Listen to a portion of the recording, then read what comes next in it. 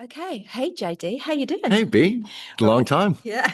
Long time no see. Well, I saw you last night, but or was it the night before? Actually, thinking Just the night about it. before, yeah. That's rock and roll. They kind of start to blend after when you're on tour, Groundhog Day. Yeah, but I mean, it's taken us a while to get you onto the show. So, Yeah, months. how long you been listening? And I've been a fan of yours from the start, since the day I started following you on Instagram, and I just really appreciate everything that you do for the culture of INXS and the history of the band, and also for the fans. So thank you. yeah, well, the fans can't wait to hear from you. This is cool. Got some. Hey guys. Yeah, say hi. Hey guys.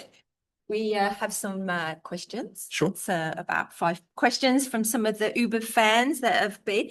Quite a few people came to see you a couple of nights ago, and you got some rave reviews. Yeah, it was great. It was really good. Yeah. I mean, people out there that listen to you, JD, I mean, you had big shoes to fill with the rock star INXS. Very big, as you put it, Doc Martens. Very big Doc Martens, yeah. But you just brought your own personality to the show, and this is the first time I've ever seen you as well. The other night, I never got to see you with INXS, unfortunately. And I'd read all the reviews, and Yeah. it's sad that there's some people that just won't open their heart to you. But I don't feel that. I don't think it's sad. I think they're, to each his own. I mean, I love Michael probably more than anybody listening will understand. I love Michael Hutchence. His writing, everything about him was just beautiful. And yeah, they were really big shoes to fill. But I didn't have to fill them because that would be impossible. So I just, like you said, I just tried to make it my own. And I think some people that, that might not get it, have never seen me live, because that's, as you can attest, I'm very passionate about what I do. And I hope that maybe, one day they change their minds, and if they still just don't want to listen and just want to listen to Michael, then I don't blame them, because that's amazing as well. And he was the protogenitor of it all with Andrew and the band. And I was just fortunate enough to be able to play with them for almost 8 years. Yeah, it was quite a tough time, wasn't it? Yeah. So why now? Why have you started with the INXS music again and going on tour? And well, it never left me, B. It was more of when the timing was right, and being on a grueling schedule, as any member of INXS will tell you. When you're on tour, our first tour was 22 months. So when you're on the road for almost 2 years, it's sort of like it can be draining, and you start to lose perspective of what you're doing, and what everything means. And you're in a different hotel room every night, different airport, different town, different, and we heard everything. this from the band way back. Yeah, and so their schedule was so brilliant. Right, and I was inducted into that. You weren't used to it. No, I wasn't. No, and I was. I know you were a rock star before, but you weren't a touring rock star. No, I was. No, I don't think. I don't know what rock star means anymore. I mean, I have friends that are like, "Oh yeah, oh, you brought the knife and fork down for the breakfast. You're a rock star." And I'm like, "Nah, I don't think that makes him a rock star. I think that just makes him the guy that brought the knife and fork to the breakfast. That's just smart." I think it boils down to just being humble about the material, and I don't take myself too seriously. I take the music very, very, very seriously, which is a different lens that I was used to. When I first joined the band, I thought everything had to be serious, and everything had to be, top notch, and everything had to be, on the, way up there. And it's sort of, that's a recipe for destruction. You need to like let it go organically, and just let it happen, Well, Michael famously said that it's too perfect, let's do it again and mess it up. I'm sure Yeah, I remember that quote. It was yeah, it was so good, we should do it again. Yeah, mess it up. Yeah. So from working with INXS, what have you learned from them that you probably do now? Is there anything? Hydration. You got to stay hydrated. Yeah, especially when you're on the other side of the world. From Andrew, I learned just write a song that people can sing along to. From Tim, I learned to always have a laugh in your heart, always have a smile for people, because, I believe that if you can make someone smile, the rest takes care of itself. From Gary, discipline, make sure that you know the material, you know how to do it. Gary had a famous expression. He said, we were about a year into it, and he said, now your voice is bulletproof, knock on wood. 1, 2, 3. And I didn't really understand what he was trying to say back then, because no one's voice is bulletproof. And trust me, some nights it's you got to reach in and pull it out, right? But what I think he was trying to get at was, it's locked in. It's locked in my DNA now. So if when I get on stage, if I close my eyes, sometimes I don't even remember what's coming out of my mouth until the song's finished. And I go, I know I just sang that song, but it's just such a part of me that's coming out.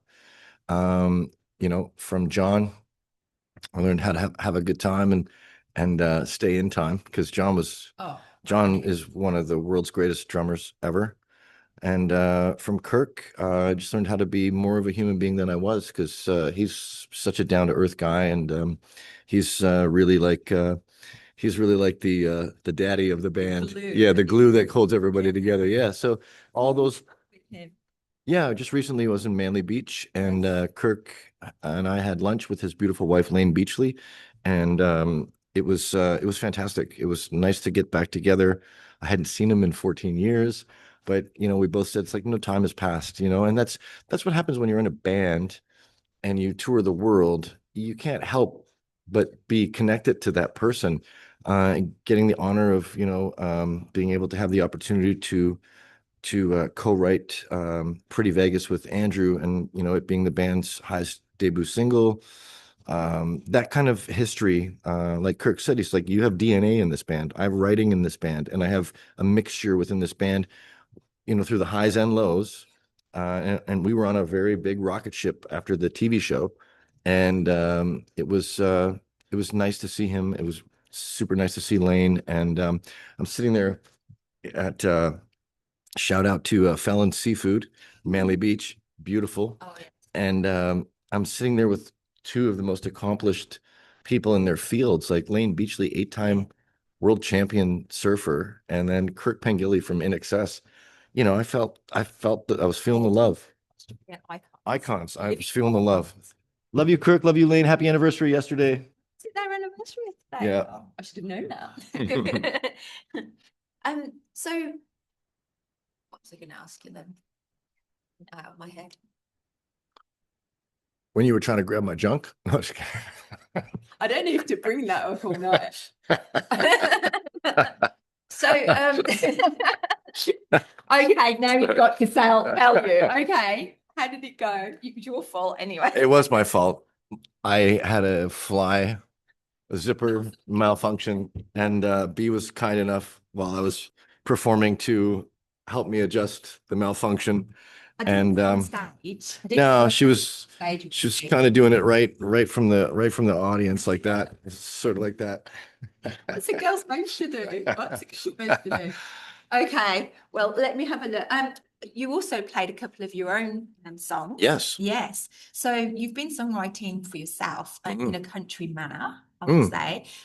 So when are we looking at getting an album out of you for that? Well, I'm flying from here back to Nova Scotia for a few days of rest, and then I'm going to Toronto, Ontario in Canada, and I'm going to be recording with Bill Bell, who's the lead guitar player for Tom Cochrane. Life is a highway, I want to ride it all night long. Yeah, so I'm recording with the guitar player, and he's follow him on Instagram, Bill Bell. Gratitude is his attitude. Same with me, and it's perfect. He's a lovely human being, handsome as hell. He's one of the most. He's the. No, he puts me to like I'm the Mark Ruffalo to his Brad Pitt. Like, do you know what I mean? Like, yeah, he's definitely one of the most handsome men, not only in Canada but probably the world. Bill, I love you. See, writing too. Yeah, we're gonna co-write some stuff. So we're gonna work on a 5-song country rock EP. I guess my country would be more what you would consider outlaw country. I'm not into I don't like the dancey sort of I mean, I do, but not for me. My voice, I have a baritone voice, so I can't be Jiggle, jiggle, jiggle, it's country time. I have to get real down low like this, and that's where I like to hear it down here. It's powerful and Yeah, well, I feel it. Yeah. Well, thank you. right. A lot of water, a lot of rest. Got a great sleep last night, and looking forward to You. performing. Yeah, I know. Poor girl. She was like, "Yeah, sleep. What's sleep?" It's just been the 20th anniversary of Mm. Star. Mm. Yes. And I've got a girl that helps me out behind the scenes called Danielle, and she's a massive fan of you. Oh, sweet. Like, Thanks, Danielle. full on. Yeah, in a good Shout way. out. In a good way. Shout out to Danielle. And she asked the question, what do you remember about the night before the actual finale? Winning? Yeah. Oh, Were you wow. nervous? No, the night before, not when you weren't, but the night before you weren't. Were you nervous, or did you think you had secured the position? Well, I'll tell you what happened. So we were in this mansion in Los Angeles called the Paramore, which rumor has it Houdini designed it. It was built in 1929 or something like that, 1928. Like it's an old school mansion. Yeah, beautiful. And here's how life goes. We were there was three of us left, and I was included in that three. And the morning of the show, we woke up and they were already starting to pull the set down. They're just moving. They were moving everything because there's no more show. But they did it while we were still there, and it was sort of made it like wah, wah, wah. Someone's going home, and their time is up. Welcome to show business, kid. This doesn't last forever. Yeah, exactly. Yeah, and the workers couldn't give two shits who any of us were. They're like, whatever, man. We've got we got a video we're gonna film here in 2 days. It's actually if here's a little deep cut. If you ever watch the movie Halloween H2O with Jamie Lee Curtis, that's where they filmed it in the same Rockstar Mansion. But it was a girls' school in the movie, or not a girls' school, a private school, and so it's exactly that house. So and I didn't know that until years later, and I'm watching Halloween H2O, and I was like, I slept in that bedroom right there where that guy's getting his head smashed in by Mike Myers, and I went, oh, creepy. And so they pull it down, and yeah, to say I was nervous would be an understatement. I was on the last 3 days of that show, my adrenaline was on 10, and I don't know how I pushed it, but it went to 11. And if you watch me singing What You Need, it's just all adrenaline because we had to do an INXS song for before they made up their minds. And I was on 11, and there was a security guard backstage. I think I did the song "You Can't Always Get What You Want" was the one that was my last song, in the competition. And he just said to me, only you can lose this right now. Everyone's feeling that you're going to be the guy. And then one of the band members, I'm not going to say who, came to me and said, JD, we're not going with you. You're so right for this band. We're going to go with somebody else. I'm not going to say who. And so I felt like it was like right through my heart.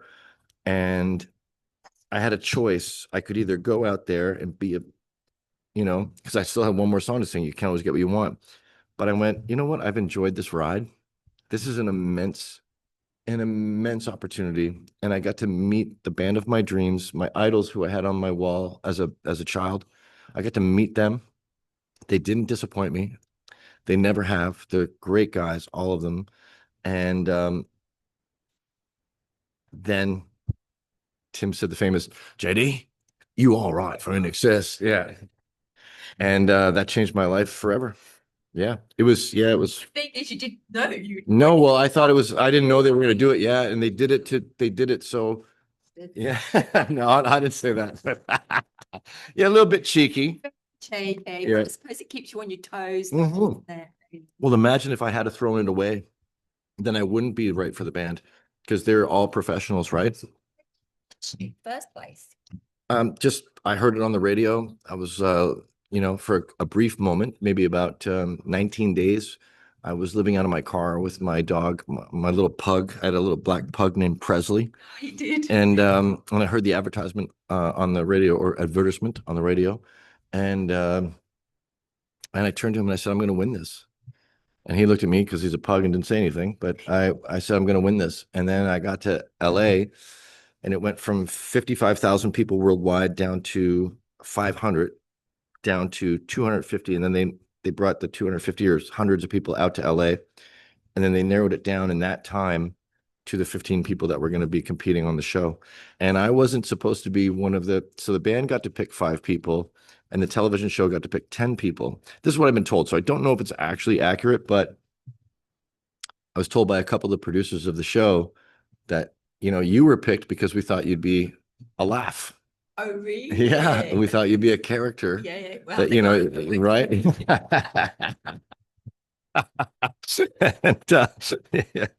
and yeah, and so the irony is the character, the guy, the laugh guy, ended up winning. So that was it. And that day was like I said, changed my life, and I was so proud. And I remember when everybody kind of cleared away and we were just backstage, it was all 6 of us for the first time, all totally alone in a room, holding each other like this. And Gary Beers said, "You're part of a 6-headed hydra now." And I said, "Awesome, mate. That's great." Yeah. Quite close to Tim at the beginning, hey? Oh yeah, Tim was, and still, I love Tim. He's Tim's, yeah, he's just a great, he's got so much love in his heart that it's hard to ever even be angry at that guy. I don't know what it is. No matter what Tim does, you can't be angry at him because he's just so lovable. Yeah, amazing. Yeah. Have you heard any of his songs that he's been producing? Not yet, but I'm on the, had a bit of an undertaking with this project. So I like to kind of keep everything. I've got my phone. I'll play you later, maybe. Okay, I love it. Yeah. Okay. Oi, Timmy. Oi. What's the story behind the song Amateur Night? That's me and Tim as well. Oh, yeah. This is from Manny. He says everyone seems to get a song credit on it, even Guy Chambers. Yeah, well, so we had done I think 12 or 13 songs for Switch, which I think is only 10 songs, and we were looking, internally in the band for another song, and I was up in the green room with Tim at the studio, Westlake Studios. And I said, well, I pulled out the acoustic guitar and I said, well, I've got one. And then Tim started playing. And he said, mate, I think you should take that to Guy Chambers. And Guy said, the only way this is getting on, like at this point, because we're almost done, is to it's everybody's song. And I said, yeah, I don't care. I'm so happy to be here. Like, I'm the new guy. Little did I know, I should have said, no, Guy, it's my freaking song. But yeah. To me the other night that there is another album that probably will never see the light of day that you did with the Voice. No, that's my album. Yeah. It was called The Death of a Motivational Speaker. I did it as a solo project. Yeah. So we can't find none. I have the tracks. Yeah, I know. Well, I want to wait until I see.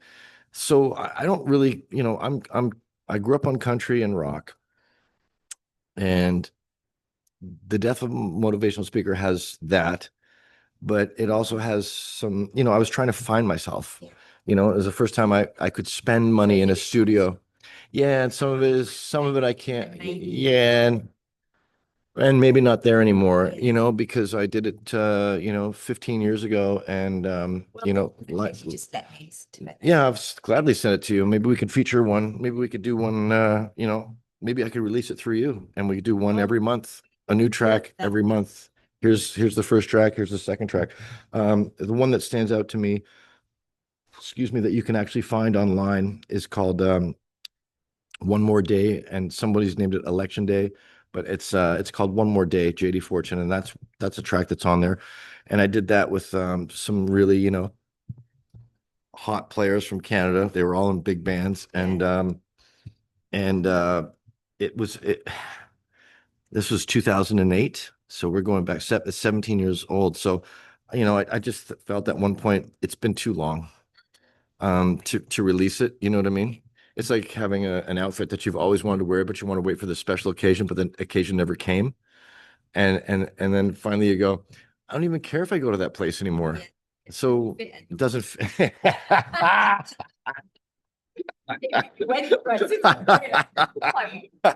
You do that for. Talking about sorry, 5 minutes? 5. Talking about musicians, there's a couple of special guys that are playing with you tonight. Oh yeah. Randall's a cracker. He's there he is right now. Guys, Hi, you. come on in. No, you're not crashing anything. You're adding to it. Come on over and say a quick hi. Just a quick hi. Just a quick hi. Just say bye to the camera. This is a podcast. And look at He's this. in. Oh, yeah. All right, here. I'll get back here with you, mate. Yes. The lads are here, mate. Come on. Gonna make some racket. Pete, get in here, mate. Get in here, mate. Look at the lips at you. Has there been telling lies about our Yeah.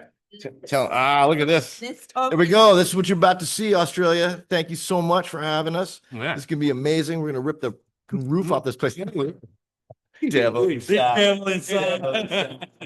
Let's see one of us. No, it'll be Devil fun, mate. inside. All right. Yeah. Speak Thanks, soon. mate. Yeah, we'll see you. I'll be down there in like 5, man, 10 or whatever you need, whatever you guys need. Thank you guys. Awesome. Awesome lads. Yep. Well, Well, thank you. it's a wrap. Yeah, I think that's a wrap.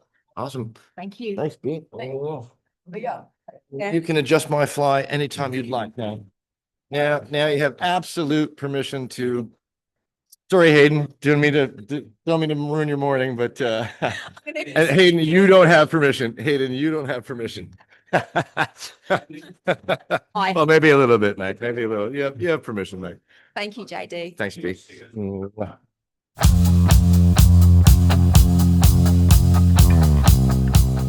This is the Dutchie, and you've been listening to INXS Access All Areas with Hayden and B.